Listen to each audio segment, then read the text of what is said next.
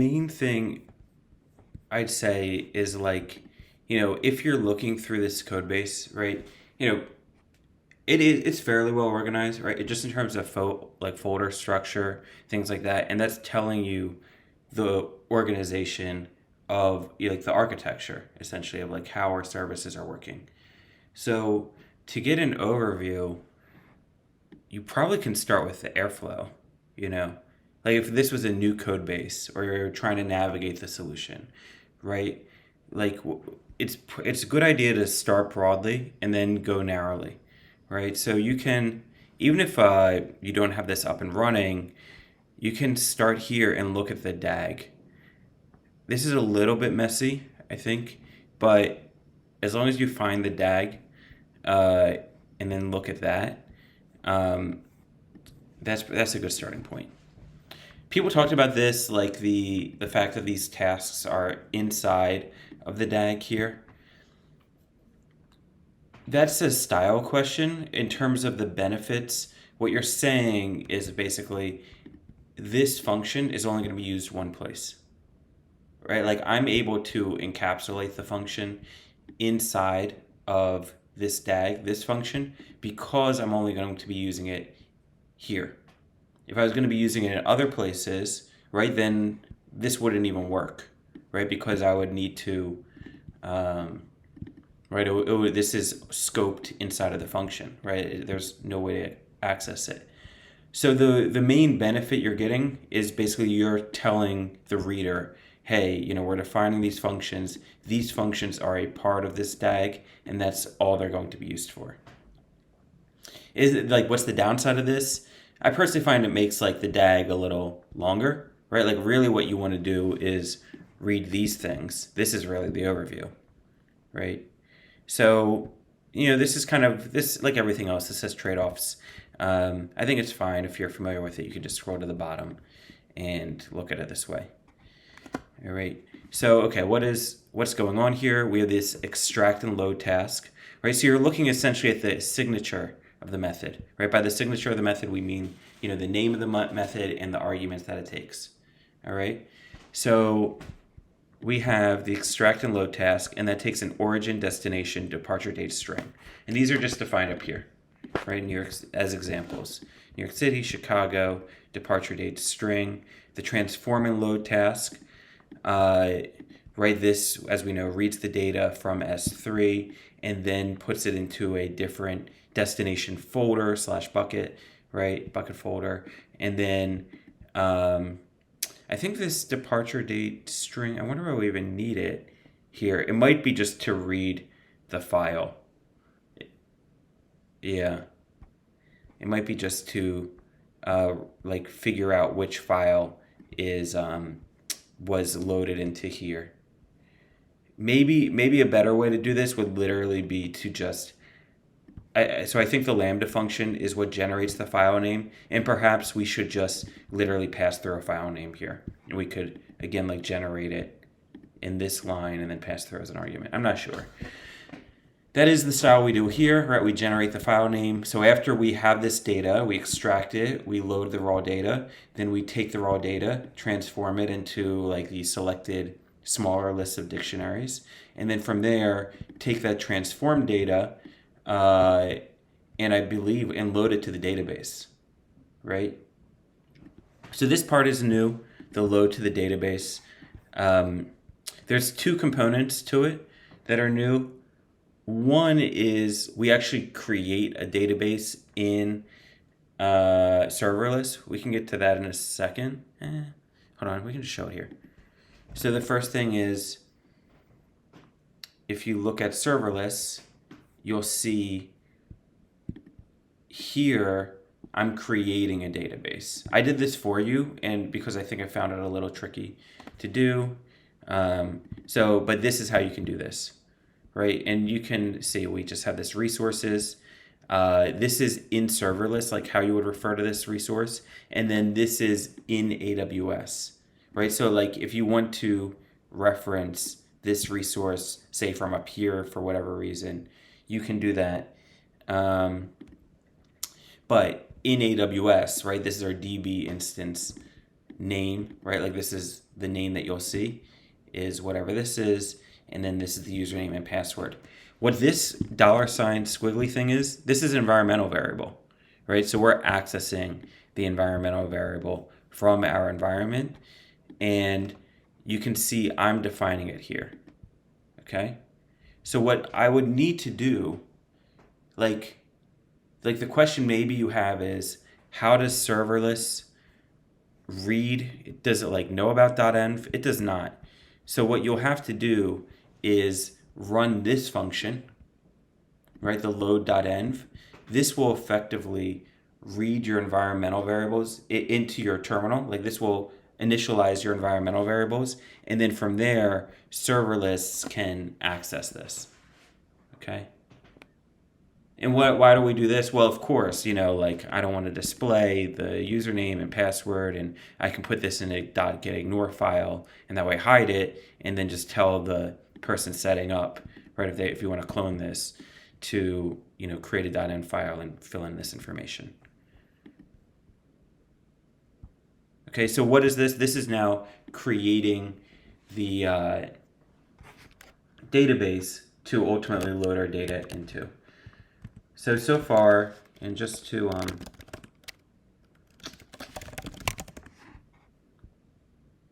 maybe we should just review the architecture. So far, like top level, you can see that just by looking at the DAG, you can get a sense of, not this, sorry. Am I not in the solution? Oh, it's in the README. I'm sorry.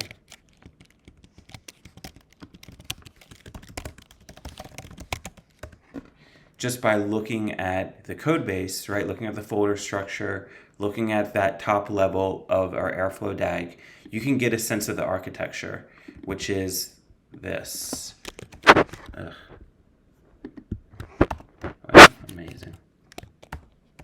Okay, which is this, right? Like our extract load, hit the API, load the data to S3, transform a load, take this raw data, load it into this bucket, load to database, right? That's this last step that we're talking about. Take our list of dictionaries and load it into an actual database. Here we're using RDS, but this could be Snowflake, this could be, Redshift, it could be, a real analytics database. We're just using RDS because it's cheaper and it gets the same point across. Then, by the way, from there, this is like the next section that we'll get into is one Snowflake, and then continuing to transform our data with dbt. All right, sorry, that was a little detour. But yeah, these are the 3 steps, and they're illustrated through here. Extract load task, transform load task, load to database, right? And so you can see them here.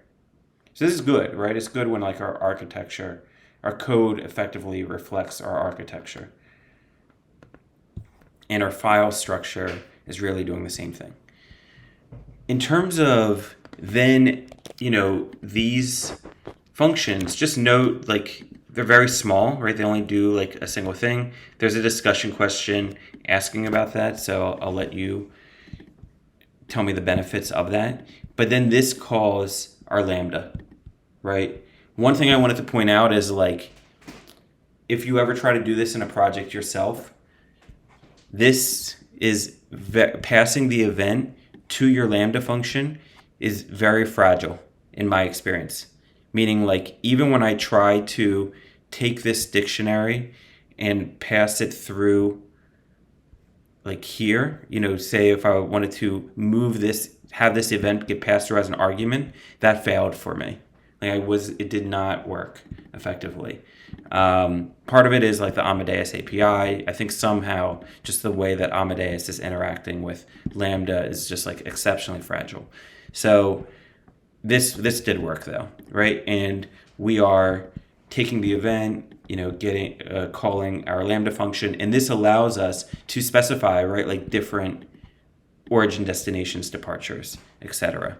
And here we're just passing through the event, and our Lambda function will take that and hit the API and save our data using these parameters. And then same thing, transform and load. What does that need? That needs the file name, right? Our Lambda function will take that, pull it from S3, transform the data there, write it to a different S3 bucket. So here I'm just, and then at the bottom of the file, we're just testing these functions and make sure that, hey, these actually work. Questions so far?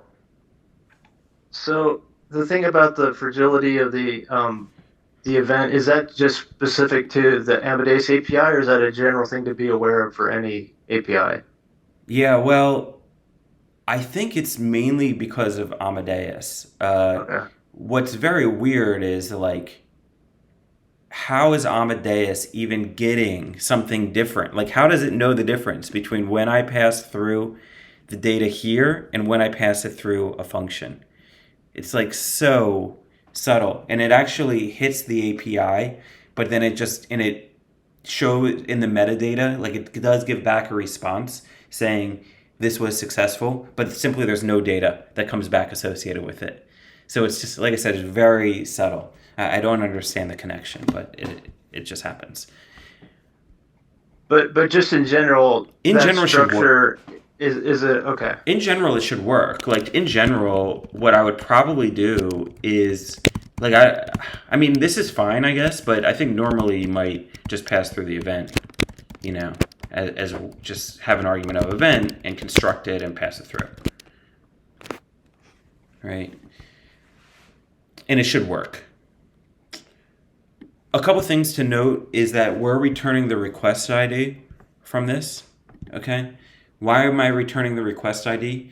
So that when you call the function, you and say this breaks, or you want to see what was the result of calling this function, you can then go to your AWS Lambda, the CloudWatch, and find, in the logs, I think I put this in the reading, in the logs, you can see the request ID and be like, okay, I just called this function, did it work? Look at the logs, see if it broke, see if it worked, things like that. All right. I would say, in addition to this, what we probably should return is this response metadata also returns like a 200 or like a 404, like the status code, just like a website. And so we should probably be returning that as well. Why should we return that?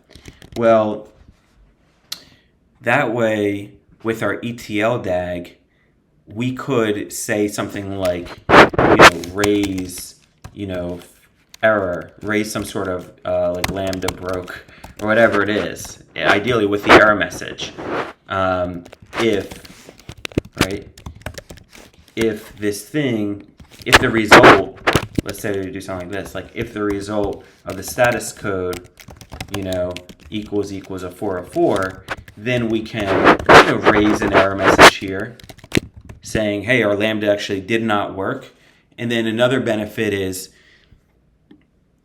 Airflow allows you to retry. You can put like a retry argument here, and Airflow will, if it sees a task broke, it will retry the task for you, right? And you can even say, hey, wait 5 seconds before retrying, and then retry.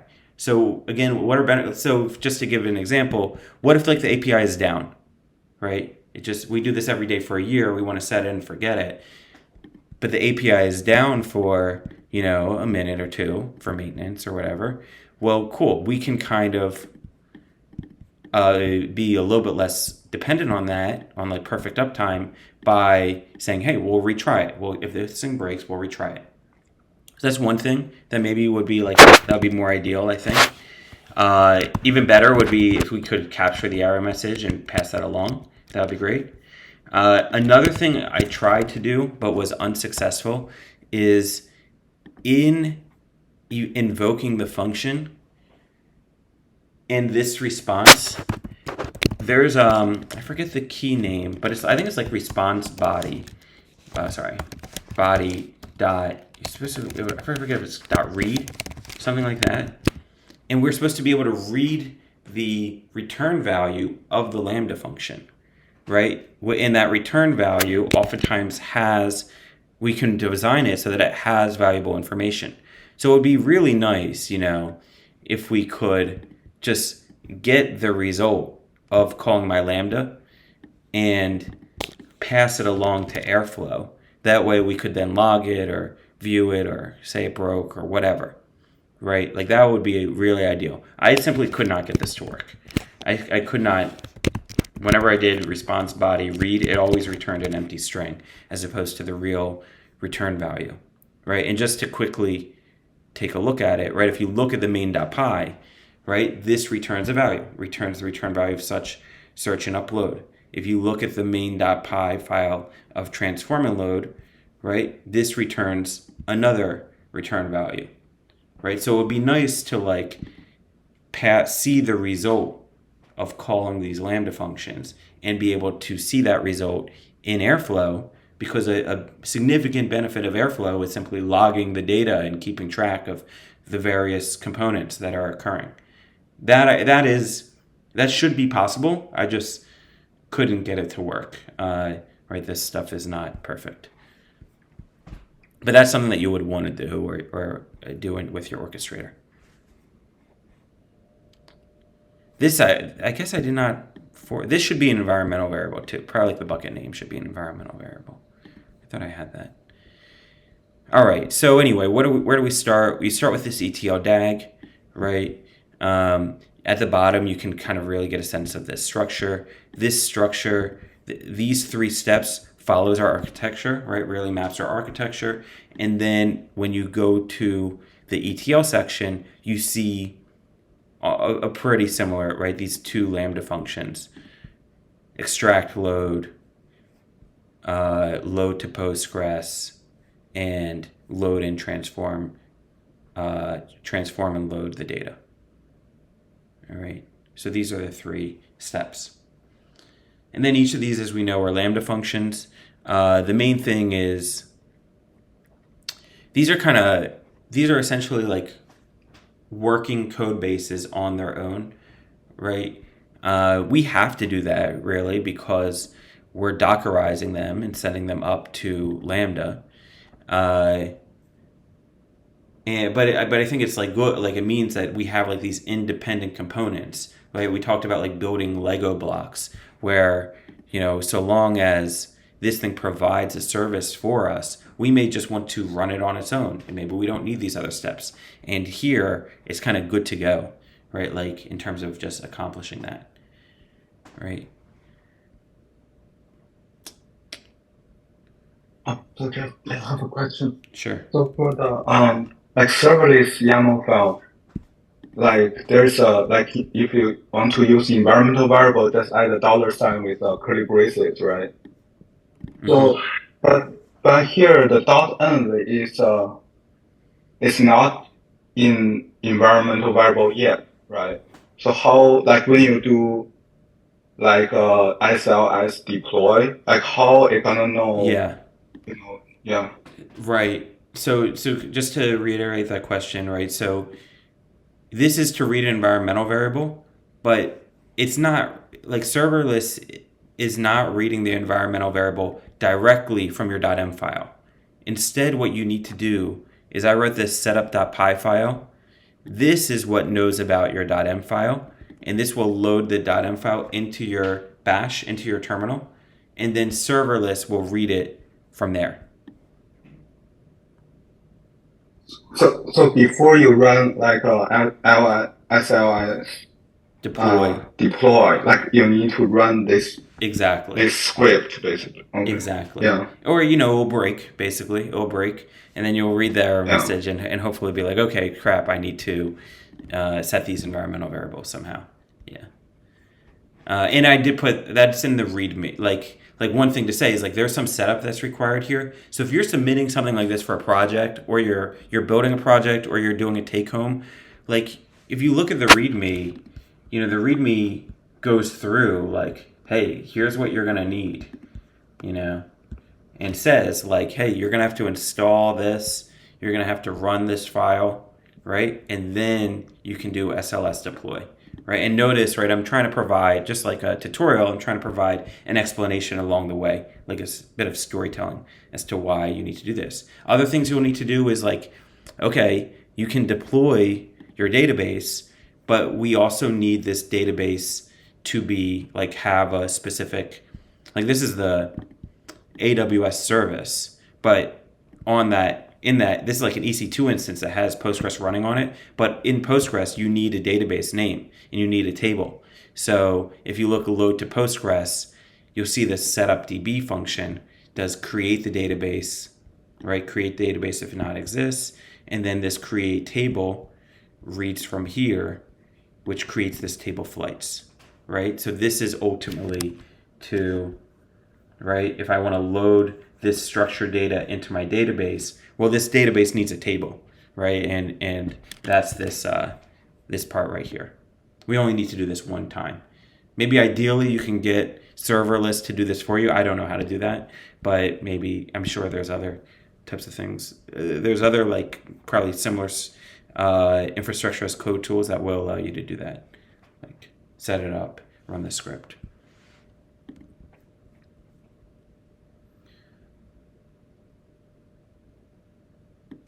Okay, then the other thing is just, okay, so we talked about like the top layer, right? Like seeing the overall structure by looking at this ETL DAG.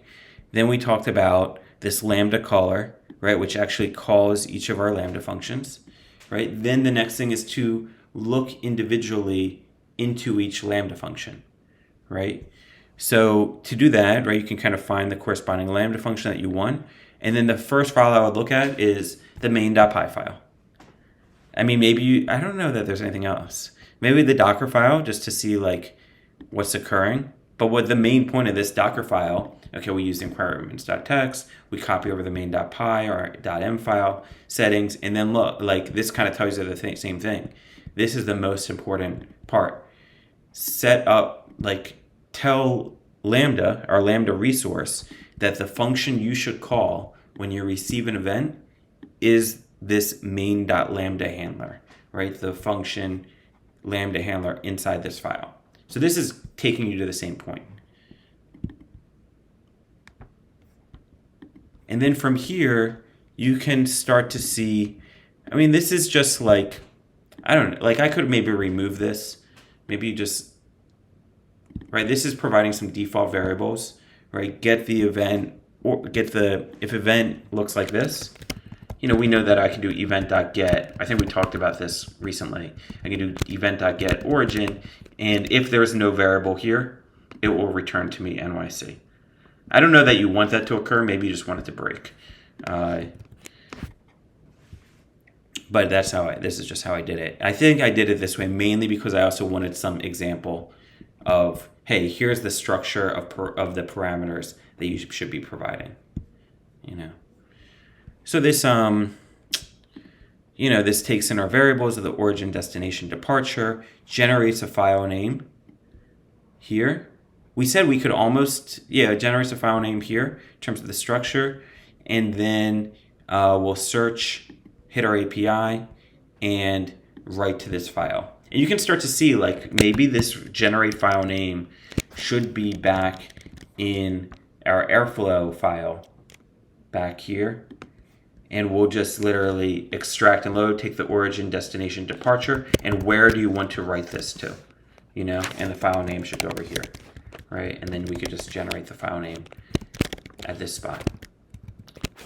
So that way it's just like a little, I don't know, it's a little more flexible. And the other thing is down here, we can see where did we, like here, it's a little bit more clear that, hey, we're writing the file here, and we're reading from probably that same file, you know, when we load the data, load the raw data, and then transform it, right? So it's like, I think that might be better. Yeah, William. So why again are we using logging in the Airflow logging, but we're just using print statements in the Lambda logging? Is there like a distinction? I don't know. I think that, let me see. No, I think that maybe probably we should have been using both using this logging library rather than just a print statement here. Yeah. I don't know what benefit you really get by there must be some benefit you get, like the warn. Right here, it's just logging.info, but if you do like logging.warn or logging. You know, you get some different styling. But yeah, it's not super significant. But probably it's better just to make it look a little more professional. You can have multiple logging handlers. Do you want to talk about that, Abhinav? Yeah, sure. I actually recently dealt with this problem in a project. Say you want to log different things at different levels to different places. So you might want to send one source of logs to an S3 bucket, and you might want to send another set of logs to just your local like files, and another set to just STD out or something like that. Logging can do that, and you can decide like what levels, what conditions to place on which logs get sent where. Whereas a print statement just prints STD out. Cool. That's a good reason. Nice. So now you can see, right, we have these two different. So the benefit of starting here is like, again, this should provide you like an overall structure as to what's the main components of your code base. So the first thing is this generate file name. Like we said, and I think like William pointed out, this doesn't feel, maybe this is another reason why this should really be outside of this Lambda, is it just doesn't feel as valuable. The reason why it's here is because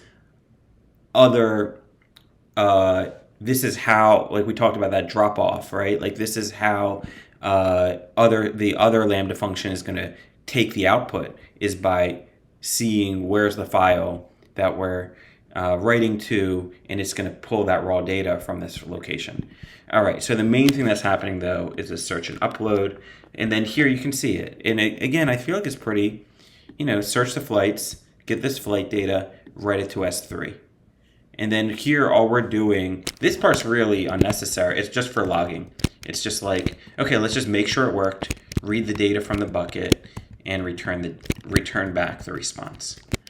If you wanted to, like, maybe some people would remove this just to make it a little bit faster. But I think at least for now, at this point, it's good to make sure it works and give that feedback.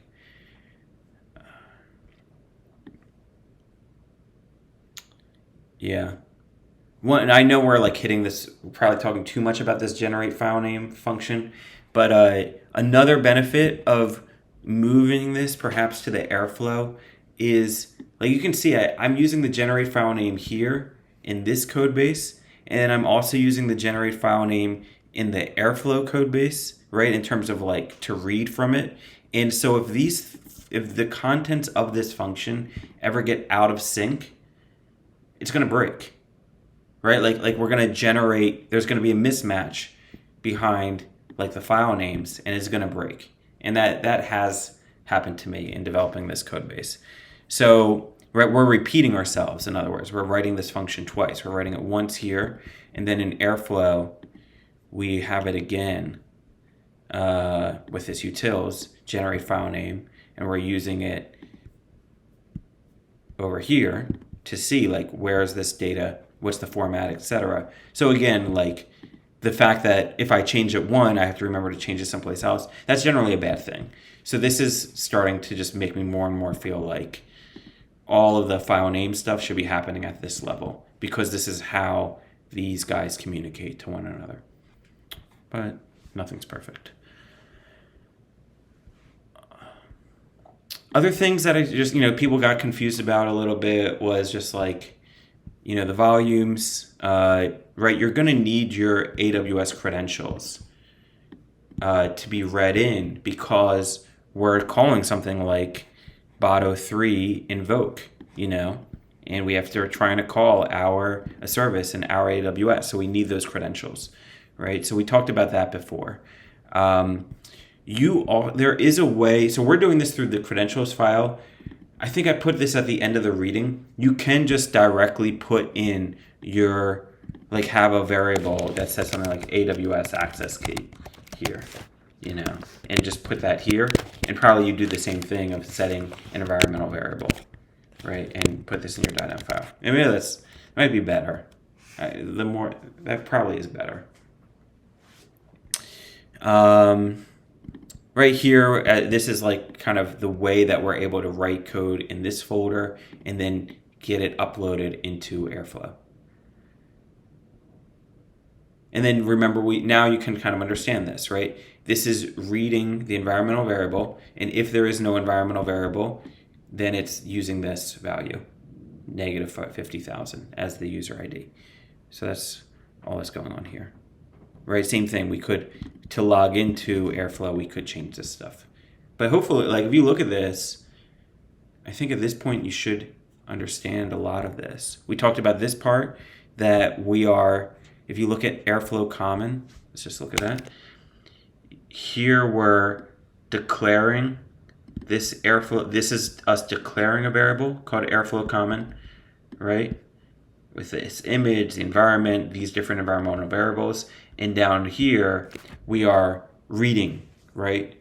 We're getting that variable and putting those specifications into here. Yeah, William? So for the AWS credentials, did we have to copy that into the Docker image just to run it locally? Or did we have to do that to run it on Lambda as well? This is to allow Airflow. This is not being read into Airflow. Because, so that's a good question. Let me just kind of explain maybe that question. Okay, so we have Airflow, which is using Bado3. And then Airflow is calling, right, our different Lambda functions. We really only have two of them. And then I think the point is, well, wait a second. These things use Bado3 as well. You know? So, okay. So how does this work? So where does this use Bado3? Airflow uses Bado3 because it invokes our Lambda function. That's really all it does. That's really the only thing Airflow does is call our Lambda functions, L1 and L2. It doesn't do anything else. So it doesn't need to know about AWS for any purpose other than calling our Lambda functions. But for that reason, right, we need to give it the credentials. We need to provide it the credentials, which is what we're doing here and what we're doing here. Okay, but then the next question is, well, what about our Lambda functions, right? These are L1 and L2. They're loading to S3 buckets, right? And that's their main way of, I think, using Bado3, right? Is when I call this thing, it needs to access S3. So how does that happen? That happens actually through, if I know how to stop sharing. Oh, I do. That happens through serverless, right? So when we are in our serverless.yaml file, that's what this is doing, right? This is giving our Lambda functions. Here I'm too broad. I think some of you did a better job than I did on this. I'm giving it access, like take any action on any S3 bucket. This should be like my flights bucket, right? But that's really all I think our Lambda is doing. Maybe the last thing is then, loading to Postgres, but I made that public, and so we don't really need any permissions on that. But that could be the other component, perhaps. So yeah, to just kind of reiterate that we are passing our AWS, we're passing Airflow AWS credentials so that I can call Lambda. And then each of these individual Lambda functions we're specifying here to give it permission to have access to S3, right? And why are we able to give this thing permission? Because, why are we able to set this stuff up in the first place? Well, SLS is reading again from our admin credentials in AWS, and that admin is saying, hey, I'm going to give this guy access to S3, and I'm going to give this guy access to S3. All right, and then once I've established that access, then I can read and write to my bucket. I guess what I was worried about is if we publish a Docker image publicly, right, because open source, and we've copied in our AWS credentials, can't someone download the image, then just go into the image, and then check out what our AWS credentials are? Well, what we're doing here is we're reading. Let's take a look. Our AWS credentials really are nowhere in our code. Oh, I think I see what you're saying. You're saying, I'm looking at the yeah, Airflow container. like the actual Docker image, if we Dockerize them. Okay, so our credentials. But we don't, Go ahead. well, if we don't publish the image, I don't think it would necessarily be a problem. But if we just publish a Docker file, I think it would be okay. I was just Yeah, but I don't think so. So with they might be in your Docker Compose file, right? Like they don't exist here, but I get what you're saying. If we were to here, we're not. We're just booting this. We're not actually saving these in the image. We're booting these up and loading them into the container, right? When we bind mount, that happens when you run a container. So this is still on our orchestrator machine, which in this case is our laptop. But say you deploy this to an EC2 machine, that would have to live on your EC2 machine, right? This .aws file that then you're loading into here. So we're okay in this case, right? This is never, even if we like push this image, this is never, this is only read when you boot up the container. And then each of the Lambda functions, they don't really depend on any AWS credentials. They depend on having given them access, right, to our S3 bucket, which is through like an IAM policy, right, through the policy that we're setting. Like, so each of these images as well, if you look at them, there's nothing in the code base, right, that would need your AWS credentials. Does that make sense? So I think you're safe in both cases. Like if you store any image, right, like you are loading in your credentials only for the Docker Compose of Airflow, and that's only being read in when you boot up Airflow, and once you shut down that container, they're gone, right? They're just existing on your laptop but they're not in any image at that point. that makes sense. Yeah. But that does bring up a good point, which is, okay, what does this serverless do? Let's just remind ourselves of like everything serverless is going to do for us. And you can see, like, it does pretty good logging, but it does a couple things, right? So one, because we only have path here, it's rebuilding our image every time. Every time we call SLS deploy, right, it rebuilds our image. Then what does it do? Like kind of as William was saying, it doesn't push right to Docker Hub, right? Docker Hub could be public if you can make them public, but rather it pushes to ECR, right? Elastic Container Registry, which is AWS's equivalent of Docker Hub. It's like GitHub, but for Docker images, right? So it will push to that if I can ever log in. And then and then these images are read from our Lambda function, right? So you can see that over here. Okay, so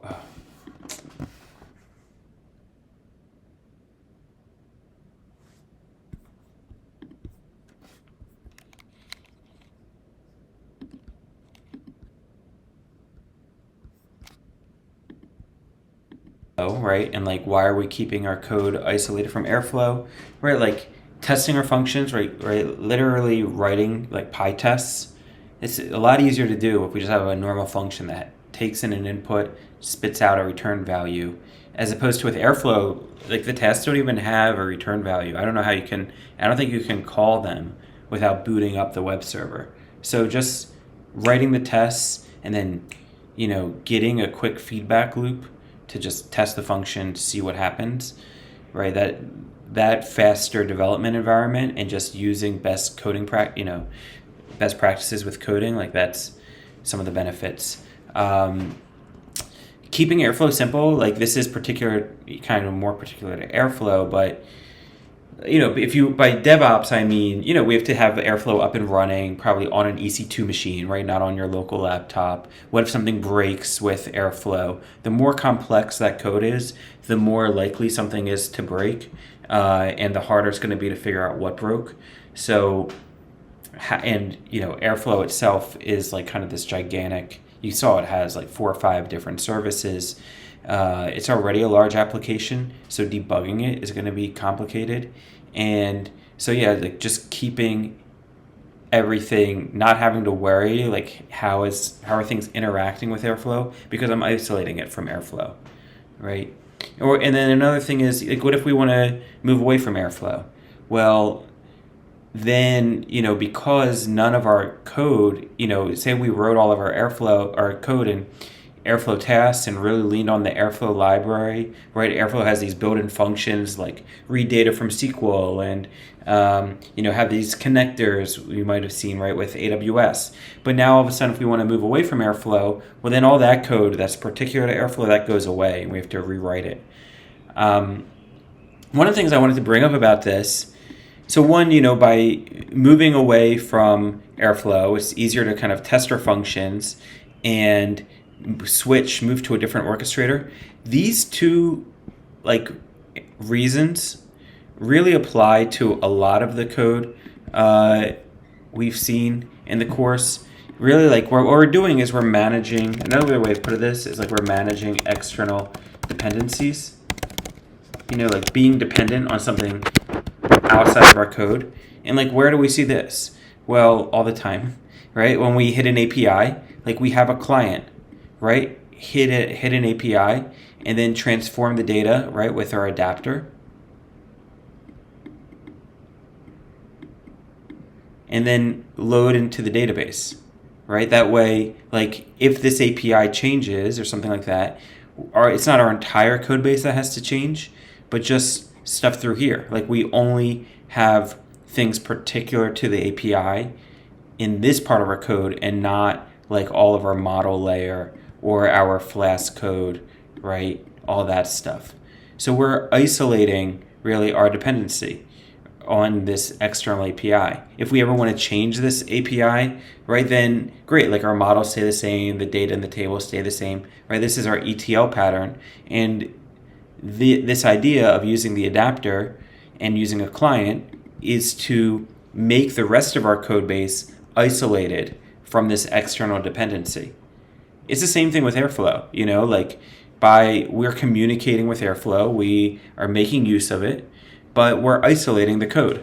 That way, if we ever want to move away from Airflow, we can, and it speeds up our development environment. We don't need to boot up Airflow in order to run our code. Just like over here with our models in our database, we don't need to actually hit the API in order to run all this code. Nor do we need to, and we can test this code, right? Just pass through an input, get back an output. So we're managing external dependencies, whether we're doing that with an API or doing that with Airflow and just having this one file that interacts with Airflow and everything else works normally. We're always doing that. What's another way that we're doing that? This database layer, right? This is our ORM, right? And that has our connection to Postgres, that has actually interactions with the database, saving to the database. But our model layer, just creating instances that can, a lot of that logic can work differently. We can just change the connection and a lot of the SQL code will stay the same. So, the database that we use is an external dependency. What's the benefit of that? It's the same thing. Well, we can just test our model code without relying on the database and data inside of there. We can switch out from Postgres to another service, right? We can use some other type of database. So it's the same answer, right? This is the reason why we want to isolate our code from Airflow is the same reason that we want to isolate our code from a particular API or a database, right? It's the idea is that if we want to change this, we don't have to change our entire code base. We've kind of walled off the amount of code that interacts with it, right? If we want to change the API, same thing. And right, we're making our code simpler by saying, okay, by the time we hit the API, cool, we have to work with it, but now we're just loading objects into a database. And it doesn't matter where these instances came from, doesn't matter where these records came from, right? They're just saved Foursquare venues or could be Yelp venues, doesn't matter, they're just venues. Okay, so this is the first reason is really the first reason for any of our dependencies. Yeah. What's the downside?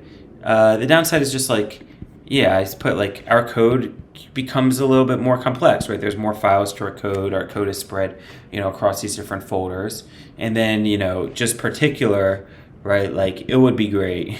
We talked about this in lecture. It'd be great if Airflow saw everything that's going on in Lambda. We're just having some problems with this.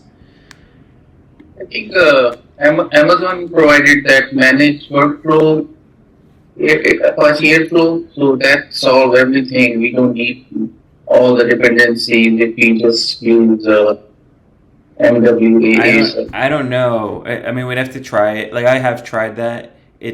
I don't think that will solve a problem of like reading the reading an error or a return value from our Lambda function into Airflow.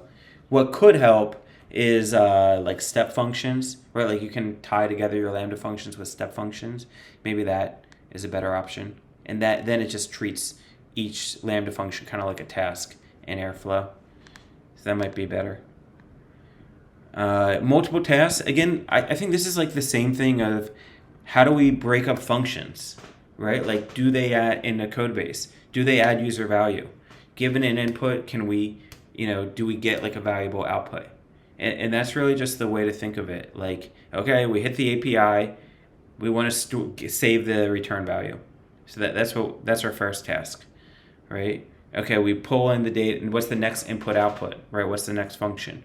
Pull the data from our raw data, transform it, right? And like, does that actually provide user value along the way, right? Like just saving the raw data provides user value, and then just saving it to S3 also provides value. We know we can then from there move it to various databases, etc. Or we can just query it in Athena.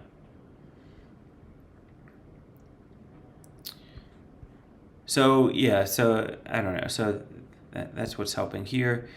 Lambda, Dockerizing, these things of like, okay, keeping these things small, keeping our functions small,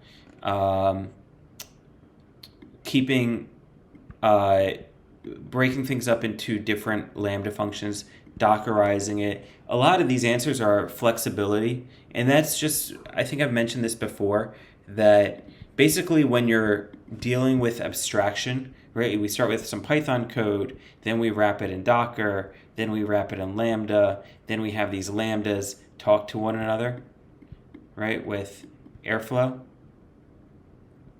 Let's say this is our L2, and we coordinate them with Airflow. Like, what's the benefit? Well, the benefit is generally, there's more things. There are kind of these particular answers to Docker and Lambda and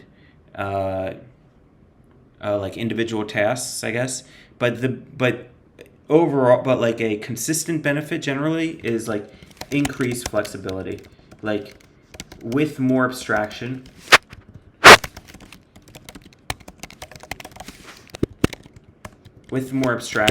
the benefit is increased flexibility. We see that with like Docker, with our Lambda function, right? With the downside is with more abstraction, it's indirect. I'd say that's like the clearest way to put it. Downside, indirection. Right? If we want to see what broke in Lambda, now I have to go to that Lambda function, look over there, as opposed to the code just being directly in Airflow. We want to see what broke in Docker. We have to we should bash into our Docker container, see what broke. What's the benefit? Cool. Well, because everything is contained in Docker, now if I decide I don't want to run this on AWS, but I want to run this on Google Cloud, I can get the benefit of doing that. Right? Everything is contained inside Lambda. If I don't want Airflow to trigger this, but now I want instead to have Prefect or a different orchestrator call my Lambda functions, I can do that. If I want to move over to the event scheduler, like stay inside AWS and have that call it, right? I get that increased flexibility of kind of putting these Lego blocks in different environments, and they should still work, or have them be triggered by different things in this case, and it should still work, right? So with more abstraction, typically you get more increased flexibility, but the downside is indirection, right?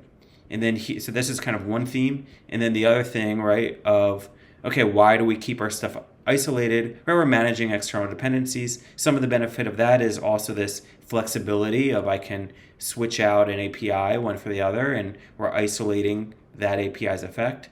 An ORM, right, with switch out one database for the other, we're keeping that code that interacts directly with the database, So by managing external dependencies, we increase our flexibility. By kind of increasing abstraction, we also increase our flexibility.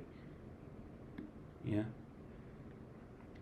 And then there's like these particular reasons to the services, right? So with Lambda, it's, hey, we can host, this thing we can host our service on AWS, not pay for it always running. That's beneficial. It kind of does the scaling up, scaling down for us. And we don't have to, worry about really the environment breaking. We don't have to worry about the DevOps component of it. Like if, for instance, if we ran this on EC2, we might worry that our EC2 instance is breaking, or we shut it down and now we have to boot it back up again. Here, it's kind of takes care of that for us. So there's this particular reason with Lambda of managing our DevOps and this pay-as-you-go service. But we can also look to these themes. Okay. I think those might be the main things I wanted to talk about. This is probably self-explanatory, right? Save the raw data so that we can we don't lose any data, right?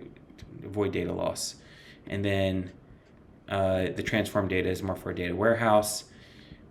And then I talked about this before, about hey, we can maybe just transform the data in dbt as opposed to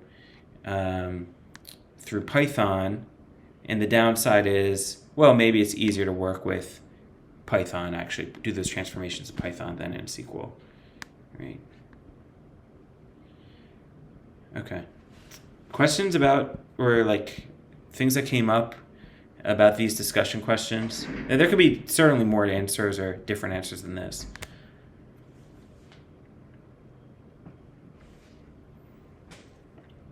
All right, we'll move on to Snowflake, a new topic. Okay, so we talked about database architecture before. This was this old school. There's a reason why I'm going architecture of shared everything, where I think there's some Oracle databases that worked or might still work this way, where say you have different organizations, you have this kind of combined database. What you'll do is you might have, each, the marketing department gets its own computer, its own server, and it connects to a centralized database, and it will and this is a storage layer. But the issue is that it can't directly issue the query to the data. Instead, it has to ask the running CPU in this storage layer to issue the request. And why has this become an issue? Well, because as we increase the number of nodes, so marketing is interacting with this now, let's say the finance department's querying, right? Other departments are querying. They have to all kind of wait for this CPU to have, to allow it to issue its queries. So we have a bottleneck at this layer. So the first answer we saw to that was Redshift, right? Where what Redshift does is says, okay, well, as the size of data that we are storing increases, let's split up our tasks or these queries among various CPUs and say, hey, this portion of the data, our first, 10,000 records, that's managed by this node. And then the other node manages this one, and et cetera. And so what we can do is, if we issue a query select average year from movies, we'll get the average from each of the nodes and then aggregate the data, right? So each individual, these are called worker nodes. Each individual worker node will collect its own sub-average, right, of the average year. And then we'll send the count as well as the average year. And the leader node can calculate a weighted average to determine, okay, what's the overall average year? So instead of just one computer going through 1,000 requests and then waiting, like what's happening here, or 1,000 pieces of data, we're splitting up that data and distributing the work across 4 worker nodes. Okay, and this is Redshift. This is also called like map reduce. Okay, right, where the mapping is splitting up the work, having each worker node perform the same task in parallel, and then the reduce part is reduce these 4 answers into one final answer, right? And kind of like I said, this works with filtering data. Find all the movies that start with the letter P. Okay, each one of these looks for its own set of movies that starts with the letter P, and then we combine them all together, right? It works with kind of anything. What's the issue with this, with Redshift? The issue is, well, there's this problem of the expensive part here of like having these worker nodes is the CPU and the memory, like the computer part, not the storage part. This part's generally cheap, but this CPU part is expensive. So the problem is, what if we have a ton of data, and so we need to store a lot of data, but we don't actually have this problem of, like issuing a lot of queries and people issuing a lot of queries at the same time? What if we really only needed one memory CPU pair, like one computer, and we just need a lot more storage? Okay, so that's kind of what the problem is these things we don't always need to scale our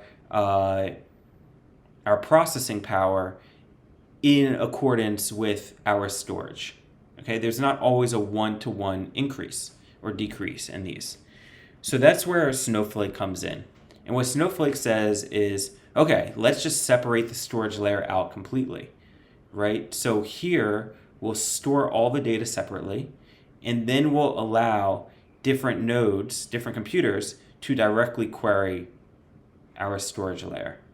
So just to contrast this a little bit, here, as we increase storage, we have memory and CPU resources along with it. Here we do not, right? In this case, it tried to do the same thing, but we ran into this bottleneck of, okay, cool, we can issue as many nodes as we want. They're going to get bottlenecked by each having to communicate directly with the storage layer's CPU, and then having this guy issue, query and then send it back to the node, right? Here, this warehouse, this node is directly interacting with the storage layer. I slipped, right? I said the word warehouse. These things are computers, right? In fact, these are if you use Amazon as your Snowflake kind of backend, these are EC2 instances, all right? So this memory, CPU, and disk is an EC2 instance that, as we know, has that component. What is this? This is S3, all right? So what happens is EC2 and like Postgres or Snowflake software along with it will issue a request, will search through your S3 data and get back the results, right, and send it back to you. So again, like this could be like the marketing team has its own data warehouse and it issues requests with it. The operations team, same thing, but they're not held up. They don't have this gatekeeper in the middle here that is the bottleneck, right? Like we saw in the first example. And, we can have a ton of data and say if we don't need, all these computing resources, we can always shut them down, right? And maintain the same amount of data. Whereas with Redshift, we may just not have enough space on these machines and may need to power up additional nodes. And with it, we get this really more expensive component of the CPU power. So what is the architectural difference between this and Athena/Glue? Well, this gives you the power of, so this is a very good question, right? Because the way I'm drawing this does kind of feel just like Athena/Glue, right? Where we're isolating the compute from the storage layer. And it is like that idea. Snowflake does a lot more complicated things than that. It has, for instance, like this query manager where say like what will happen is the CPU, so you get the full services of a database and then some. So for instance, like the indexing, right, which I don't think you get with Athena, you get that with Snowflake. But then also it will really the way that it does this is pretty complicated. It will do a lot of fancy things for us. So we can before we issue the request to our S3 layer, it will ask this service layer, which is some computers, some kind of pooled resource of computers, what is the best way to access this S3 data? Where the metadata so that's this query manager. Like, what is the ideal query and most efficient query to issue down to here? The other thing it will ask is this metadata manager. It will say, okay, we have this pool of S3 data. Where does this S3 data live? So we are not directly organizing this. Snowflake is. Snowflake is partitioning this data. It's putting this in the right order, spreading it across different S3 buckets in such a way that for like fast retrieval to avoid these things conflicting with one another. And in order to find this data, we'll first ask like this pool of resources, where does this data live? And then it will issue the request to the S3 layer. You can see the other things that does is authentication. Is the marketing team's data warehouse, does it have the ability to access this data, right? So that type of thing, authentication, authorization, metadata manager. I put in, it does, the way that it does the storage is like, and the way that it partitions the data, part of it talks about in the documentation, part of it is proprietary. The way that it then retrieves the data, right? It uses a query manager to optimize the queries for you as well. So it provides like full and then some like database queries and like speed, whereas Athena doesn't really, like you can't index the data, etc. Hey Jeff, Mm-hmm. aren't you still running into the same bottleneck though? If you have like a really big, say, marketing team, like you said on the first one, you're still bottlenecked at that CPU of the single EC2. But you can always, the keyword is isolated compute. So I can always say, okay, we need 2 data warehouses. Right? Like I can scale this up or scale this down. Or what I can do is increase the power of this data warehouse. So the point is more, if you're bottlenecked at this layer, but then you can increase this layer without considering the amount of storage that you have. So maybe you only have one, like a small 1/4 the data, but you're still issuing a bunch of, you need more computing power. You can that decision is different from your storage layer consideration. Does that make sense? Yes. Okay. Right, so the key component is Redshift is kind of assuming as we increase the data, we're going to increase CPU memory in parallel with that. And this is saying, okay, we're storing this data in S3. We can, the amount of computing power we have associated with it is an independent question. All right, so this again, this is our data warehouse. This is a confusing term. Like the fact that they call this a data warehouse is confusing because it's like, isn't the whole thing a data warehouse? Just the word they use. The data warehouse in Snowflake means the computing power, the computing resource. All right, and then the storage layer. If you're using AWS, this is S3. If you're using Google Cloud, like you'll see when you sign up for Snowflake, it will say which cloud provider are you using. If you use Google Cloud, they have a cloud store. They have their whatever it's called, blob storage, and then they also have like the equivalent of an EC2. So it will that's kind of the nice thing about Snowflake is also it will allow you to choose which one of these you're using underneath. This stuff is like so that's the main type of thing. I did give a reading on like how they partition the data, but they do a lot of fancy stuff to like optimize the queries. Okay, so just to summarize, Snowflake isolated compute. With Redshift, it's called shared nothing actually, right? Because you don't. Where's the right image? There it is. It's called shared nothing because this piece of data doesn't share anything with this partition of the data, right? Each of them is getting their own like operator, their own computing resource to issue the query. So there's shared nothing here. And then the first one we saw with the bottleneck, right? This is called shared everything because each of these are sharing, like this ultimate computing resource is shared by all the nodes, and that's the problem with this one. So idea with Snowflake is just remove this component, and we can directly issue queries to our database. To our database, to our storage layer, I should say, and not have this bottleneck.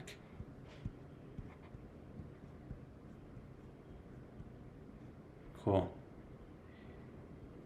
In terms, we can take like a little tour. Really with Snowflake, like there's a thing telling you how to sign up for it. I've already signed up, obviously. But in terms of just like touring Snowflake, there's just a few things to keep track of. So one, you can see this is my user, right? Like what role am I, right? So you'll log in, and just like with AWS, different roles have different permissions, okay?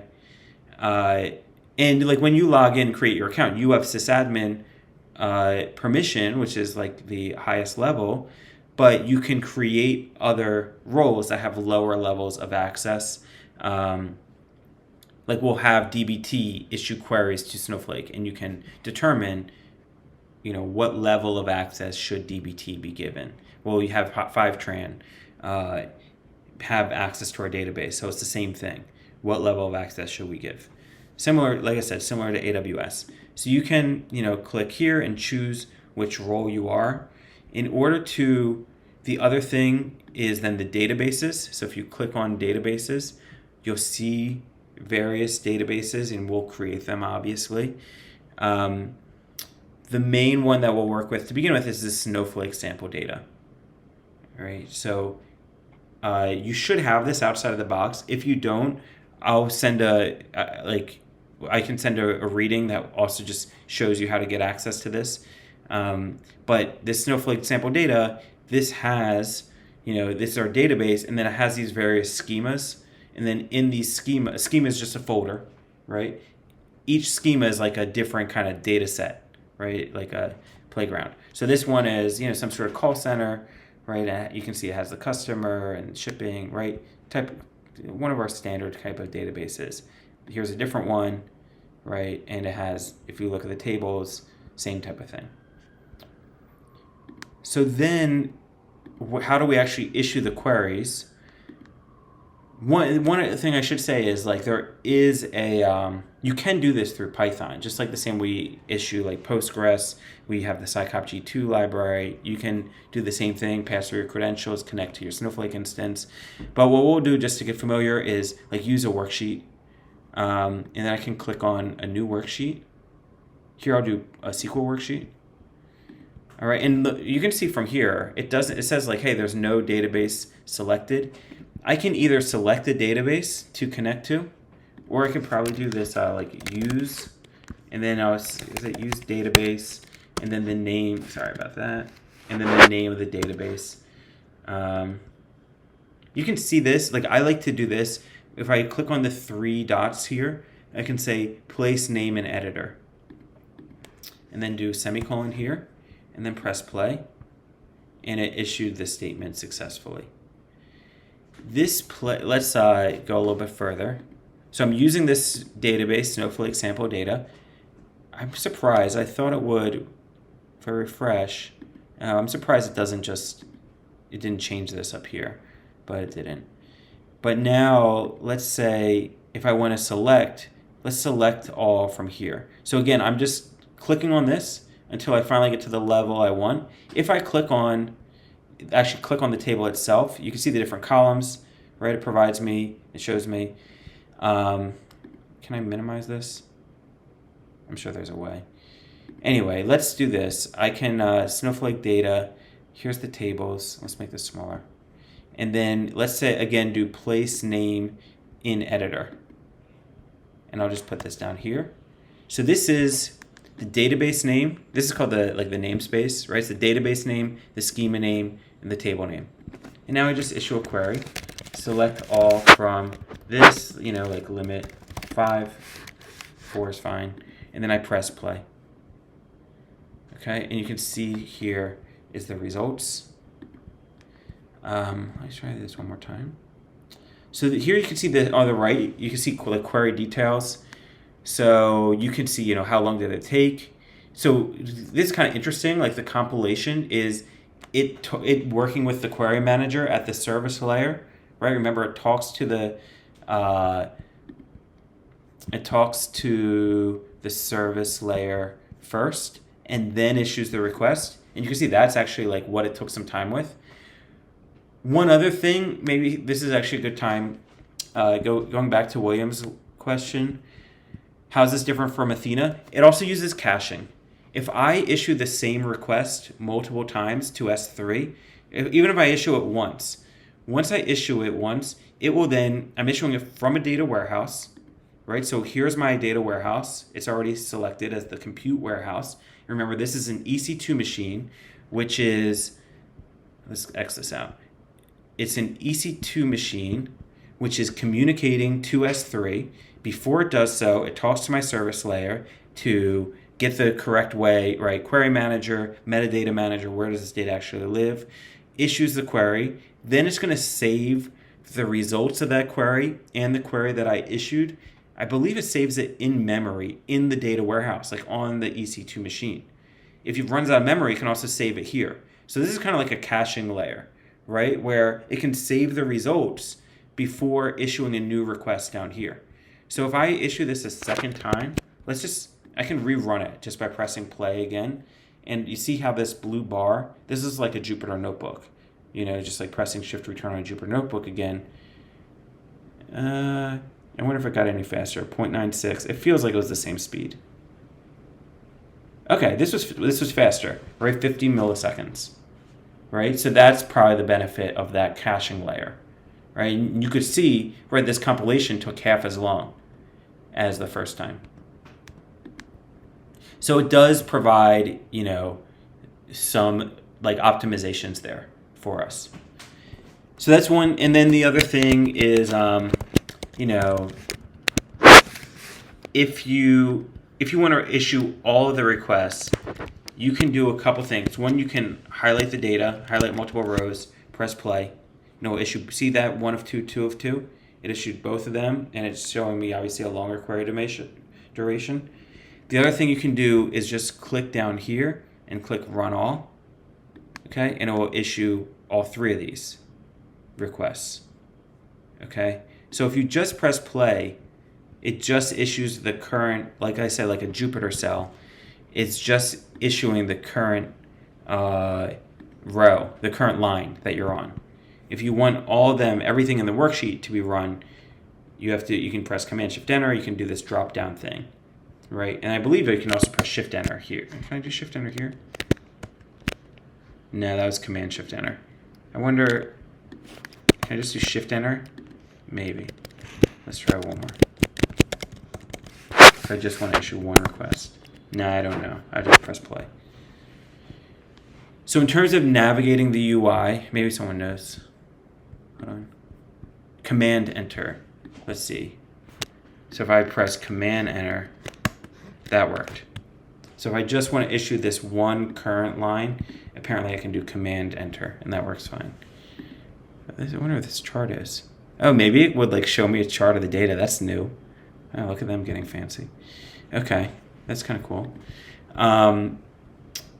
So, you know, what's kind of the overall thing, right? Think of the components that we talked about, right? Like that. There's basically who is the user issuing the request.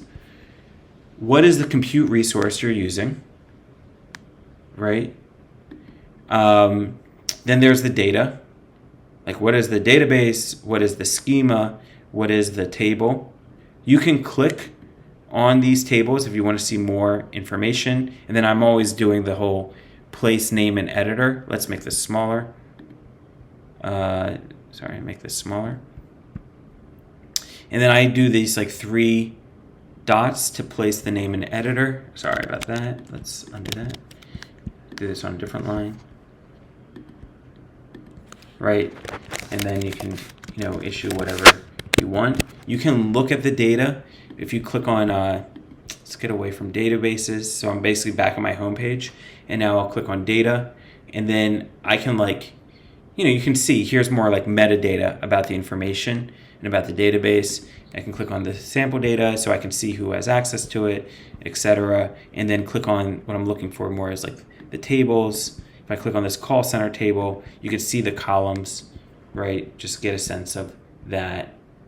And then the only other thing is we will have to work with this admin tab every once in a while. So if you look at it, you'll see here, I guess nothing. I would have thought you would have seen the users and roles. The warehouses. Okay, here's the warehouses. And then the security.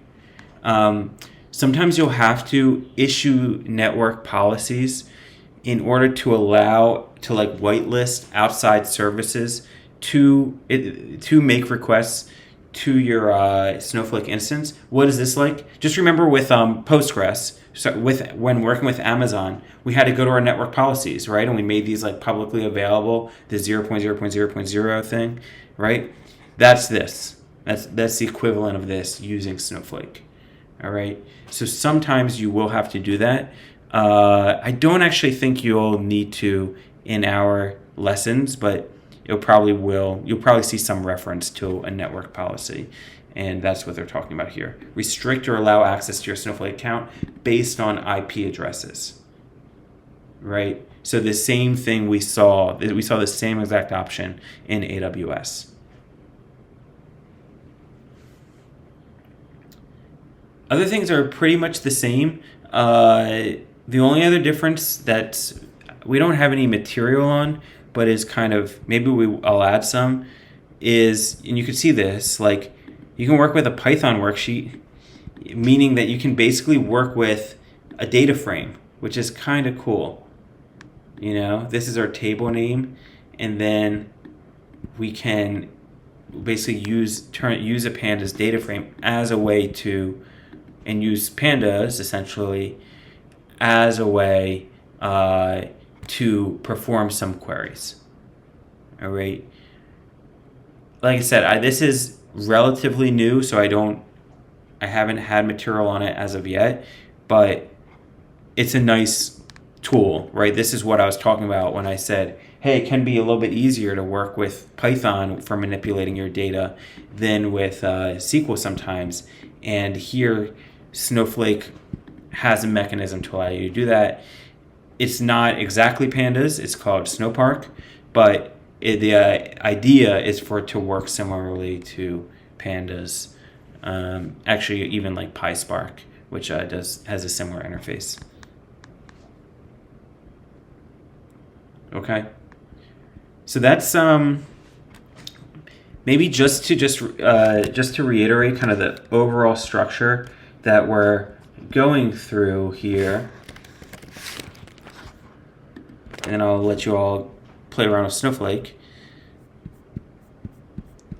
So the idea is, we get data from outside resources, we load the data, we just saw we could build a pipeline, load the data to a database. We use RDS, we kept it in Amazon, but we could have easily have moved the data over to Snowflake. And then we'll be transferring that data with dbt. All right. So this is effectively like the ingestion layer. So the first step is we'll get familiar with a new database.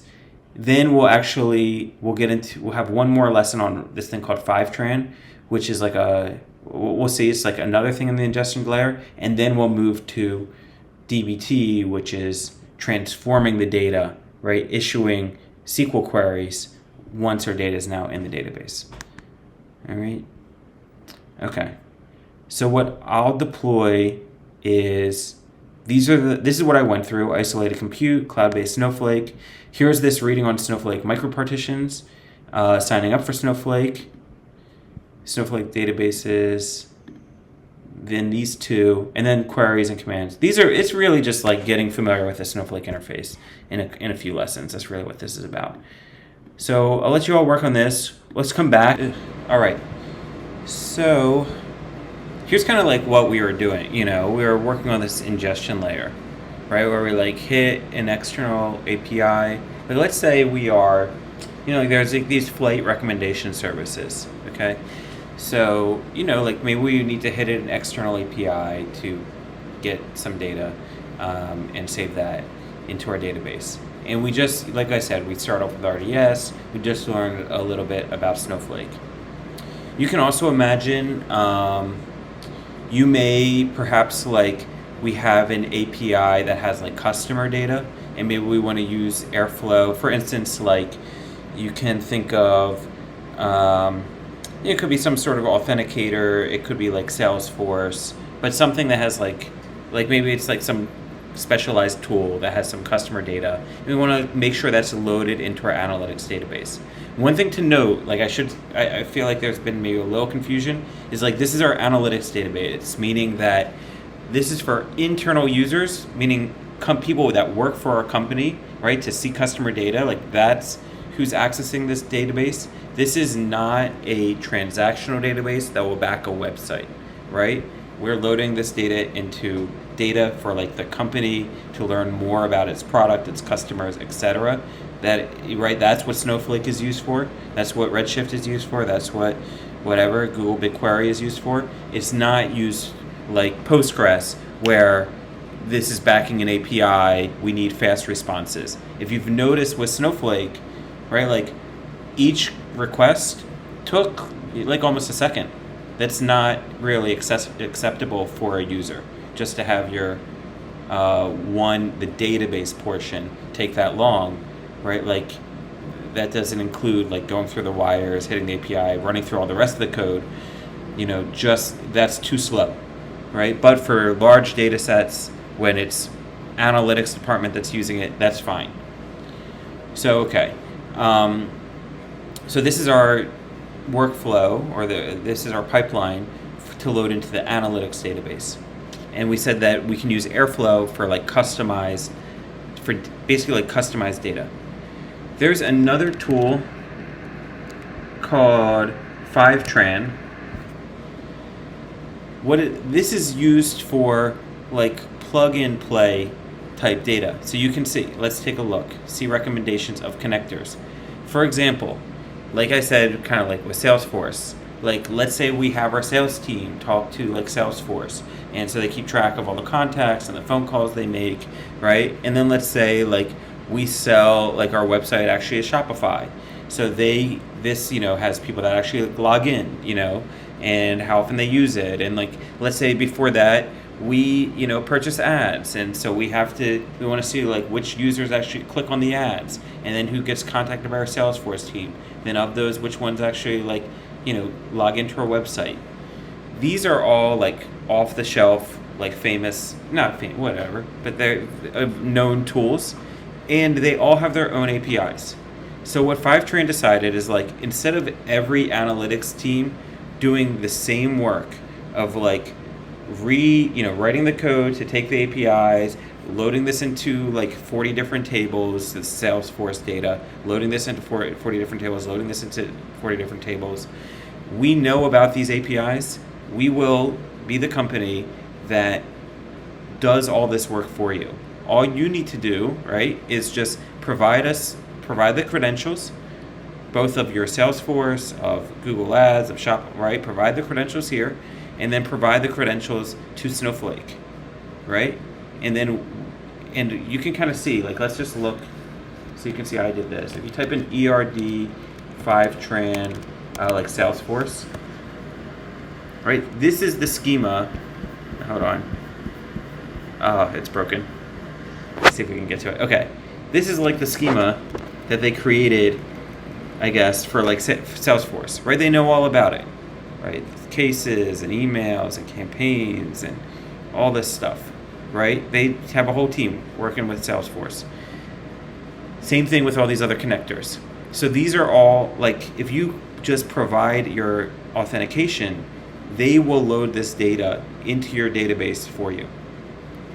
They can do the same thing, like I'm doing it actually with Postgres as well, or with my RDS instance. So I have like an RDS instance called, I guess, and you can see it's like this US East 1, Oh, that's the destination. Let's look at the connector.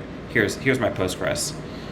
So I provided my information of like my RDS instance, and I'm like, I want you to move the data from Postgres, just copy all the tables, move them into the warehouse, and you can see they sync the data too. So like every week, or every day, however I want to specify, they will move the data into my data warehouse. What do I get? Right? It's faster. Like I don't have to pay a developer to do this. What do they get? We pay them some money, right? They have a free trial, but you can, and so that's what we'll take advantage of if you want to, move through this. But this is what's called like an extract and load tool, right? Because it just takes the data and loads it into your database. So, sorry about that. So if we go back to here, we can see like Airflow, we're kind of doing that here, right? We're hitting the API, we're transforming the data, we're loading it to the database. Fivetran will do that work for us, but one, we have to pay them money. Actually, a lot of companies don't want to, like, can be pretty expensive for a lot of companies. And then two, they don't have this for every single API, right? Like they have this for like the ones that a lot of companies use, but there will be certainly still be like custom work, right, that you all need to do. But the point is, these are two different tools, like at the ingestion layer, that you can use, right? There are other alternatives to Fivetran, like there are open source alternatives, like Meltano is an example. Extract and load with Joy. It's just not. This part's a lie. A lot of this stuff breaks. All right, and then they have other one. I think Airbyte has like this kind of component as well. They've like these connectors. So a lot of things are trying to be a similar extract and load service. Fivetran works the best in my experience. Maybe I haven't really tried Airbyte, but maybe that works well too. Meltano's like cheaper, but like I said, there's a lot of errors I've seen with working with Meltano. So going on with our kind of architecture. Let's see. Hold on. Oh, we're here. Okay. So here's the thing. So we have this ingestion layer. We've seen like use Airflow to ingest data into our data warehouse. We've seen we can use like Meltano or Fivetran to ingest data into our data warehouse. Once we load data into our data warehouse, then we can transform the data. When I say data warehouse, I mean Snowflake or Redshift, right? Or the Google alternative. Then we can transform the data. How does that work? Why are we transforming the data? So this is a pretty good diagram. This is from Ritman Analytics. They're a really nice like analytics engineering blog, a company that has a nice blog. So anyway, you can see like kind of the thing here. We're taking in data from lots of different sources: Facebook, Google Ads, Salesforce, Stripe, Shopify, right? Loading it into our here, I guess this is loading it into the data warehouse, and then transforming it with DBT, right? The end goal is we want to provide the data to these different teams: marketing, products, whatever, finance, okay? Each of which can have their dashboard, each of which can like query their own data, right? And it can be, ideally, we're engineers, we know how to deal with a bunch of this stuff, but we need to make it a little bit less complicated for them. They don't want to have to deal with 40 different tables for each one of these different sources.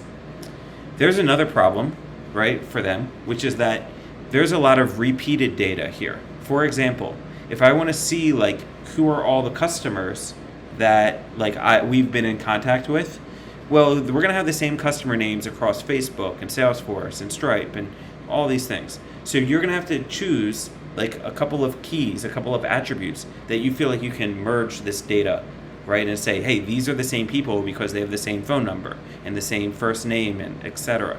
Right? So that's something we'll use DBT for, right? We'll write a SQL query to merge the data. We'll write a SQL query to clean each of these data sources a little bit, right? Format them in the same way, make sure their birth date's formatted, the phone number's formatted, etc. Right?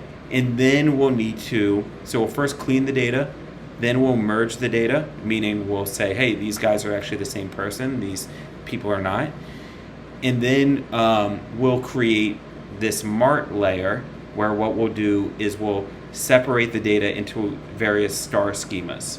Okay, say, hey, product warehouse, you get this fact table, probably like the product sold, the transactions, and all these dimension tables, right? Our 4 or 5 dimension tables. Finance, maybe for this it's like daily data or daily revenue or something like that. For marketing, maybe it's more about like funnel data, right? For warehouse, it's more inventory, things like that. So you can see this is the end goal that we're delivering to each one of these teams essentially. And this is like the mart layer. And you can see that this is kind of the whole flow. And this will all occur in dbt. So the data is going to be loaded into our data warehouse. Right? So the data is loaded into our data warehouse, whether from Fivetran or from Airflow. Then from there, that is called our source data. Right? So we have maybe, separate, we've organized, there's tons of tables at this layer. Because 40 tables for HubSpot and 40 tables for Jira and whatever. Then what do? Clean the data from each one of these sources. Okay? Then what do we do after we clean the data? Combine the data. So notice here, we still have one-to-one, essentially. Here's the HubSpot table. Here's the cleaned HubSpot data. At this point, it's not one-to-one. This is integrated users, right? Integrated deals, integrated tasks, integrated companies, contacts, projects, etc. So we've combined data from these various sources to say, all right, we had some people from Stripe. Yes, we had some people from HubSpot. These are our users, right? Same thing with companies. These are our companies, even though they were listed in multiple places. Now that we have, these are our users, these are our deals, etc., then we can start organizing the data into marts, right? And say, okay, here's the foreign keys. Like a lot of the work is done at this point. Like it's cleaned, it's combined, but we'll still have this last step of, here's our fact table and here's our dimension table. And we can provide this to one team. And then here's our fact table, here's our dimension table. Provide this to another team. So all of these steps happen inside of Snowflake, right? They're just literally different schemas, different folders inside Snowflake that you're providing to. All right? And if you want to see like an example repo, I think this link will take you there. This is the Rittman Analytics data warehouse, right? And if we won't be doing something quite this extensive, but you can see here's their integration layer, here's their source layer, and this is probably the final warehouse, right? And if you look at the source layer, right, here's Facebook ads. How do you clean the Facebook ad data and the HubSpot data and this blah, blah, blah, right? This is just what we saw in mixed panel data. And then if you go to the integration layer, now they're starting to combine bank transactions, companies, contacts, etc. Deals. Okay? So this is, right, what we're moving into. This will take us probably through like the end of the semester, around there, and then we'll move into some data visualization stuff too. Questions about this, architecture thing? So we talked about Fivetran, and then we talked about basically like the modeling in dbt and part of the purpose of dbt.